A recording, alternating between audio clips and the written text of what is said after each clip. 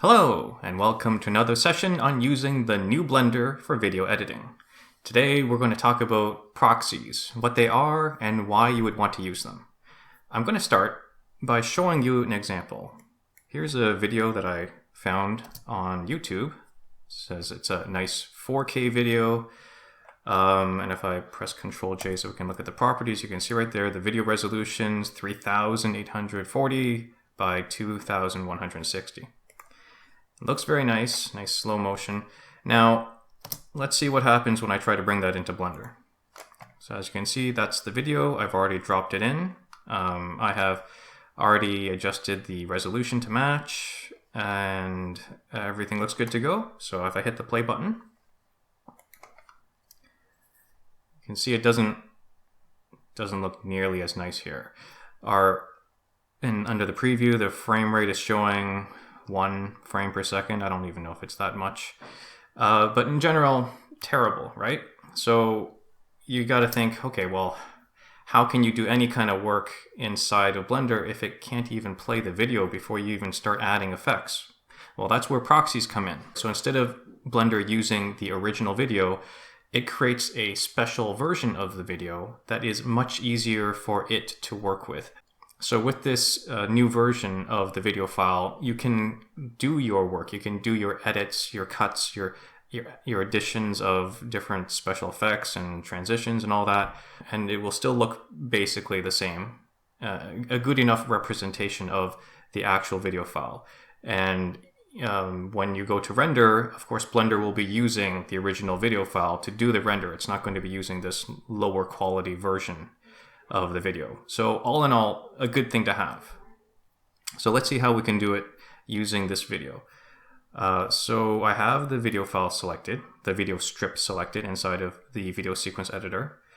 So if I drag this out a little bit so we can see more, and it's actually one of these tabs down here. Let me scroll this up so we can see the full name of it. So there it is at the bottom. You left click on that. It's Proxy and Cache. And within here, we just need to scroll down until we see this button, Set Selected Strip Proxies. So I'm going to click on that, and then we have a bunch of options. I always pick the smallest one, 25%.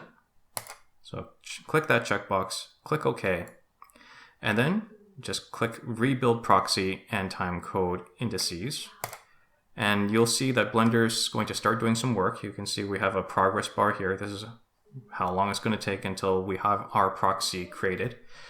So while it is building up, let me talk about what it's actually doing. So again, it's creating a video file, a proxy for the original, and it's placing it in a subdirectory of where the video file exists right now. So if I open up the Windows Explorer, you can see here, there's this folder here called BL_proxy, Blender Proxy. If I double click in there, you can see we have this subdirectory in here, which is named exactly the same as the video file that we are creating a proxy for. And if I go in a little bit further, you can see there's a bunch of stuff happening here. I don't know what all of these things are, but I know that in the end, this AVI file, video file, is the proxy at 25% that I will be using once it's ready. So we're just going to wait until it finishes, and then we can keep going. Okay, so we're almost done. So let me tell you how we actually need to use it, because just having the proxy is not enough. From here, if you see this panel, this section here, this region, then that's great. If you don't, then you can press the letter N on your keyboard. That brings it in and out of visibility. And what we want to do is we want to click on the View tab over here. And this is where we can go to change the settings relating to the preview.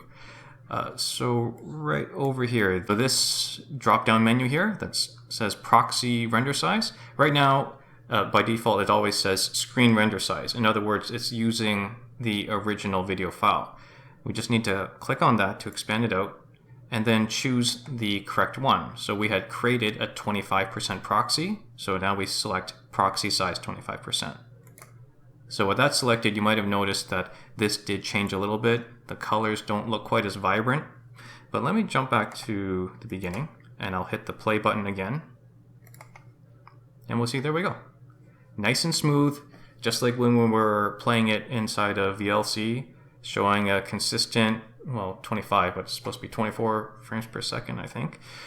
But regardless, so that's it. That's how you can easily create the proxy and then make use of the proxy. So step one was setting up the options here, and then step two, making sure that your preview window has the correct setting over here under proxy render size. But that's not all. I have one more thing to show you, and that is the fact that if you have a bunch of video files and you want to create proxies for all of them, you can do them very easily in a single shot. You don't have to go one by one through each of the strips. So for that, let me switch over to this second scene I have, my multi-movie example. And you can see here, I've got 3 different videos that I've loaded in, plus some other stuff, and I've kept the audio strips here. And here's the great thing. So we can do everything in a single shot. So you start just by selecting everything, and I'll just press the letter A to select all. So now everything is selected, and I do mean everything, not just the video strips, but I have the color strip, the audio strips, everything is selected, no problem. Next step, we can go to here, and that'll work too, but I want to show you that you can also get to those same options from this view menu within the preview. So you click on view, and then you go down to proxy, and you click setup, and it's at 25%, right? So if that's not set, just click that. So it is showing 25%, say okay. And now what's happened is that Blender has set up each of those video files so that it will do 25% proxies for them. And then the final step, we can again go back to view, proxy, and click rebuild. And now you can see that it's building and it's doing a much faster job.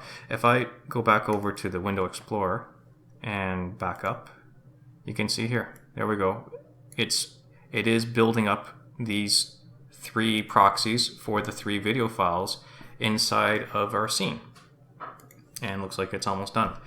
And again, once you do have the proxy set up, just make sure that the proxy render size inside of your preview is set to the same percentage that you had set up the proxies as. So I can go ahead and hit the play button, and everything should be playing fine. I can jump ahead as much as I want, and it'll be a-okay. All right, so that's it. What proxies are, how you can use them, and the handy feature of being able to load in all of your video files and select them all and then create proxies for all of them with just a few clicks. So I hope you liked that. If you did, please do give it a like and subscribe so you can see more content when it comes. Thanks, and bye now.